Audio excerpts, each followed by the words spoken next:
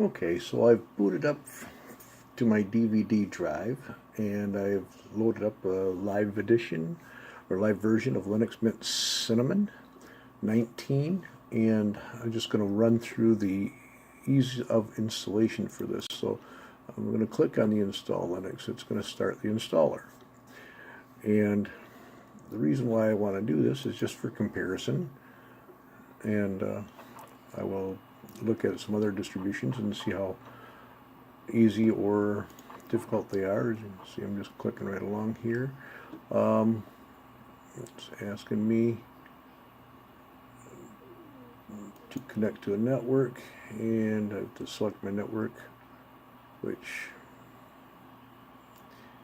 I had believed that I was already connected to one. So let's see, for some reason it doesn't see the one I was connected to.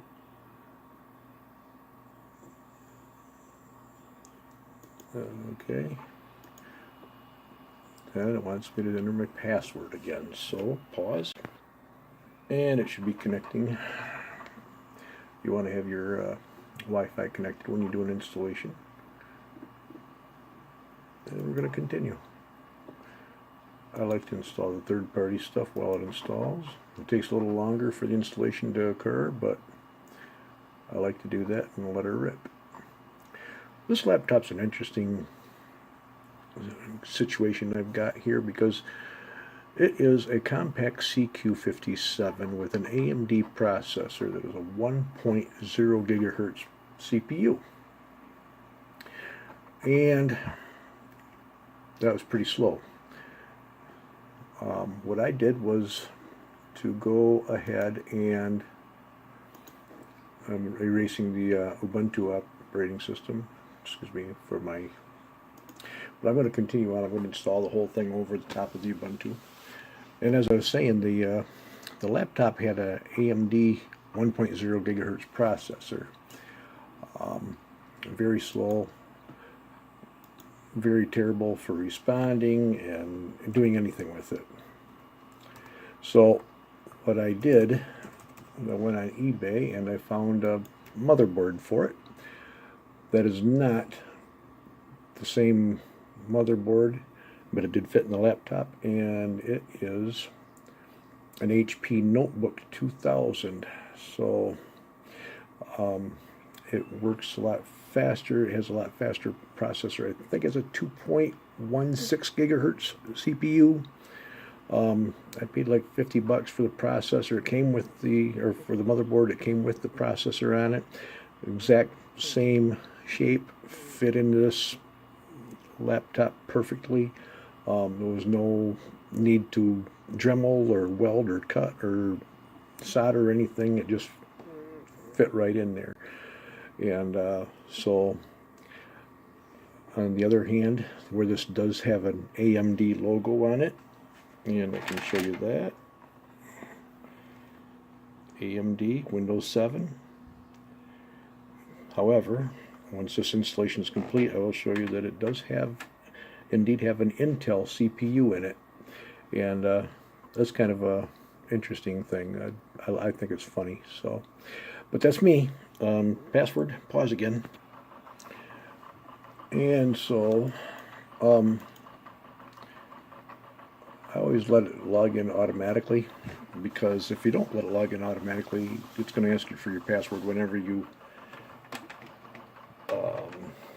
open up a web browser. It gets pretty annoying. So if you log in right at the beginning, put your password in. I always recommend that when you install Linux Mint, and I'm sure there's other operating systems that do the same thing. But this installs pretty fast. You can see it's copying files and it's moving right along. The time says 1641 down there, so oh, there's the dog. I was going to say pause it and I'll get back to this. Okay, so I'm taking it off the pause. Got the dog calmed down. And as you can see, this is, I would say it's similar to Apple product here. It looks fairly familiar. And most of the things are easy to use. Now, things I'm looking for are, you know, well, I'm letting this thing install, but the things I was looking for, I want to find some information on the computer itself.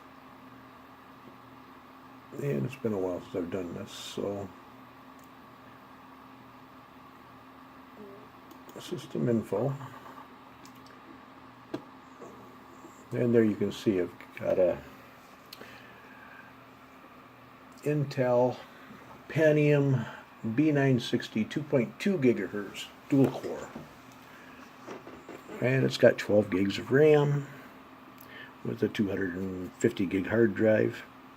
Let's see. I think you can read that, but I'll move it a little closer just in case.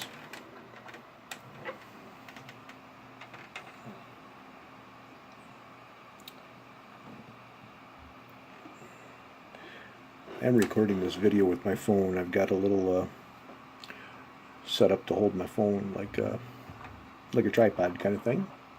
But anyway, so we're letting this install, but I wanted to show that it is an Intel processor, even though the little tag says AMD Vision. Like I said, I did pull this old motherboard out. It had a terribly slow processor at 1.0 gigahertz. Yes, it was a dual core and technically capable of running Windows, which it did have when I got this laptop.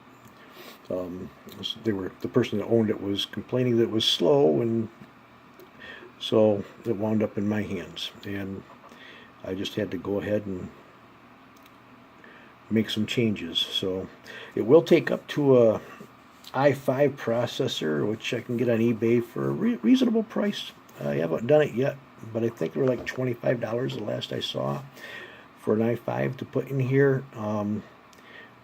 It's not a terrible boost in speed, but I'm thinking it's probably going to be a little better for performance. That said, you know, maybe someday down the road.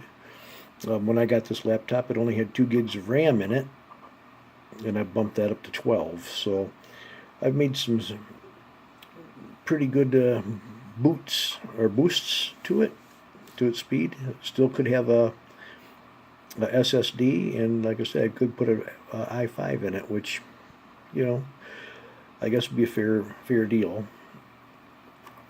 Make a big difference on the computer itself. That said, you know, it's just kind of neat to play with the Linux. I didn't want Windows on it. I do have another laptop with Windows, although admittedly I don't use it frequently. I have a primary desktop that has Ubuntu Linux on it, and the Mate version, and that one runs pretty good, and I like the compiz that I can run with it. But Linux Mint Cinnamon, it's a really good operating system. It's easy, and you can tweak it in a lot of different ways. You know, you can do your desktop, change desktop background. You can do that. I could change that to that one, and let that go down there. Let's see here if I can get this to drop and drag, as they say. Well, I'll try the. Yeah, so there you go. You get to see the other desktop picture.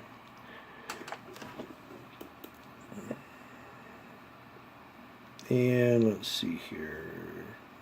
Desktop, you can do the icons. This is just like Windows. You can choose larger or smaller. Personally, I like the small ones. And when you first boot up, it's going to be like that size. Not terribly large, but still larger than I prefer. So I don't like the big desktop icons. Sometimes I just, you know, what icons I do have on there, I hide them. So, and It's still installing the system. It takes a little while, but it's not terribly long. Back to system info. Let's get 19 cinnamon.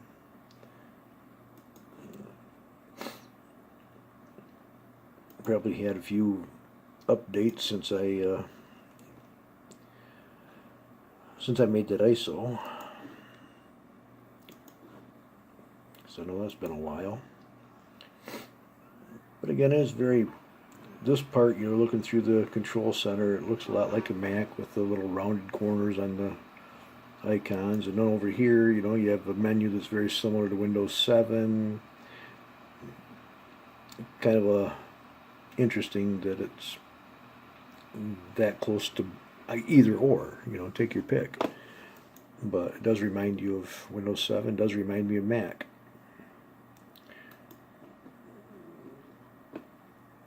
And I'm going to pause this again and let it continue to install, and I'll be back when it's done. Okay, so she's done installing at 16:57. I'm not exactly sure on an exact moment or minute that I began the installation, but I think that's around 15-20 minutes. Doesn't take a whole lot. So I'm going to restart the computer and we'll take a look at it then. Once I restart it, I'll probably install updates and turn on the firewall. Those are usually the first two things I do after I install an operating system. So we'll give that a shot and we'll go. Okay, so here we go. We're going to turn on the firewall to the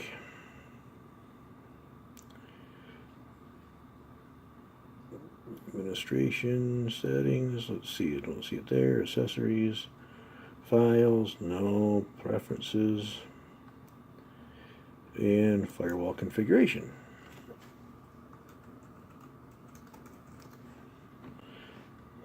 Put in the old password real quick because you have to do that. I'll just basically get it turned on.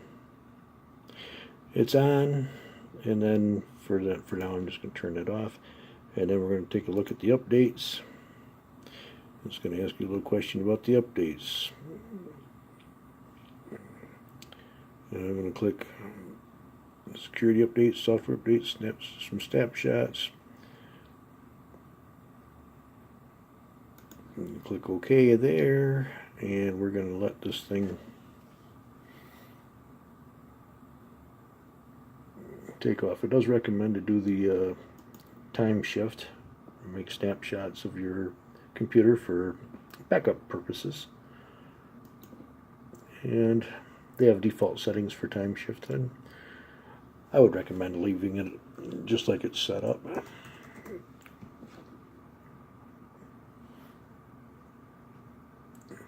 For ease of use.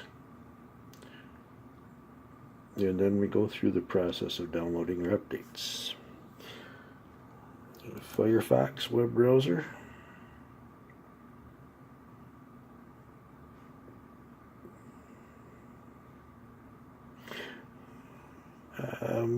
I don't usually use Firefox, but there you go, it's there.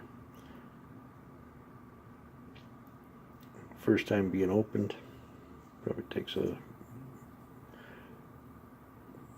moment there. And I wish I had the SSD drive, but I don't have that as of yet. So I'm going to let this continue to update. So it's taken quite a while to get the updates. Looks like about a half an hour, a little bit thereabouts.